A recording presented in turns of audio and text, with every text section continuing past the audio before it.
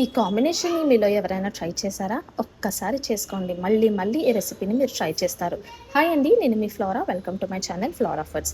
ఈరోజు బీరకాయ శనగపప్పు ఎలా చేయాలో చూపించబోతున్నాను చూసేయండి. ముందుగా పాన్‌లోకి 2 టేబుల్ స్పూన్ల ఆయిల్ వేసి ఆవాలు, జీలకర్ర, తరిగి పెట్టుకున్న ఉల్లిపాయలు, పచ్చిమిర్చి, 1 టేబుల్ స్పూన్ అల్లం వెల్లుల్లి పేస్ట్, కరివేపాకు వేసి అందులో ఉన్న పచ్చి వాసన పోయిన తర్వాత తరిగి పెట్టుకున్న బీరకాయ ముక్కల్ని వేయాలి.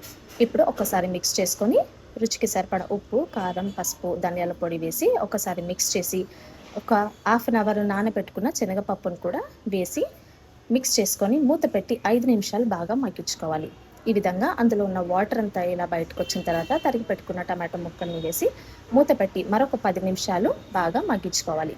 ఈ విధంగా ఆయిల్ పైకి తేలేంత వరకు మగ్గించుకున్న తర్వాత లాస్ట్లో కొత్తిమీరని యాడ్ చేసుకుంటే ఎంతో టేస్టీగా ఉండే బీరకాయ శనగపప్పు రెడీ అండి. చాలా టేస్టీగా ఉంటుంది. చపాతీస్లోకైనా వేడి వేడి రైస్లోకైనా చాలా బాగుంటుంది. ఒక్కసారి ట్రై చేయండి.